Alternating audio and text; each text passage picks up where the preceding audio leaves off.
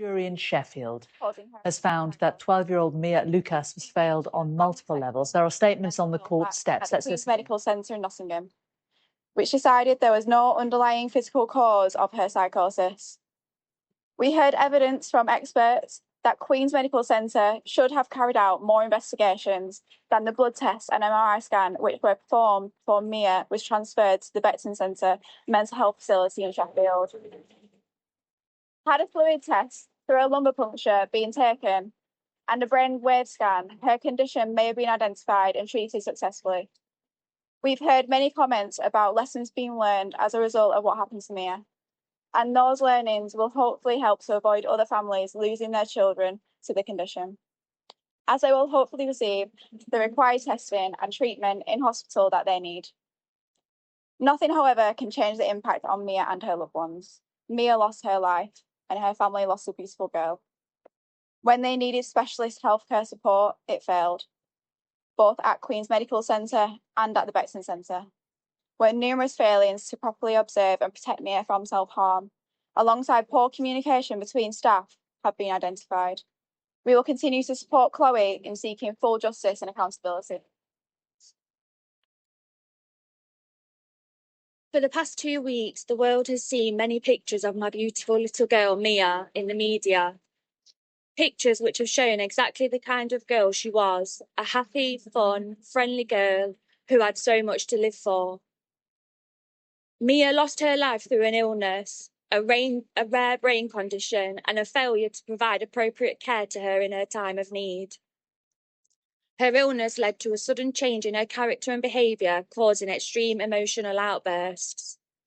We want everyone to know that Mia was like this for only the few final weeks of her life when she was seriously ill, and that is why we sought specialist help for her.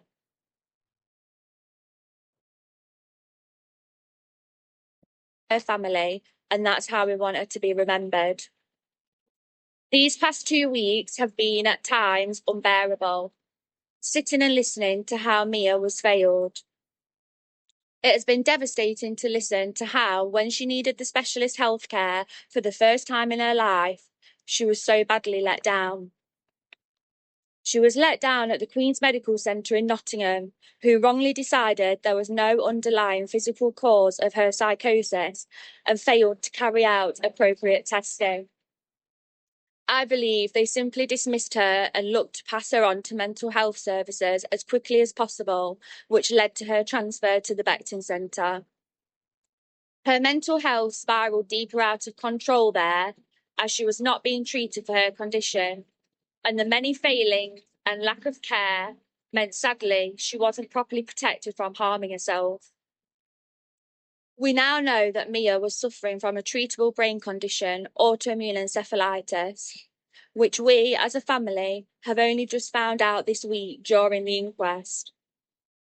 Yet she was sectioned to the Beckton Centre, a facility which proved to be completely unsuitable for her, and one which failed to keep her safe. Mia's medical cause of death, changing now, nearly 2 years later after her passing, is heartbreaking, but also shows the failures and the fight that we've had to endure. My beautiful little girl has lost her life, and I will never forgive the Queen's Medical Centre or the Beckton Centre for failing her.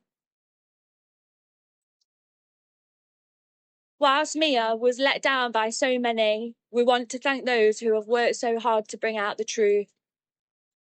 Firstly, our legal team, Amy Rossall of Hudgell Solicitors and Karen Boyle of Park Lane Plowden, who have been by our side throughout and ensured this inquest has heard the evidence it needed to.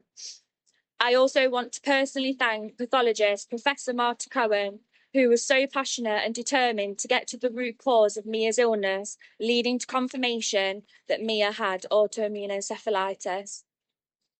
I have never believed for a moment that Mia ever wanted to take her own life. She was always a happy, healthy child and had so much to live for. I have agreed that Mia's samples, which were frozen after her death, can now be used for further research and educational purposes to help others. I'll continue to fight for full accountability and justice for Mia being denied the amazing life I know she would have gone to enjoy.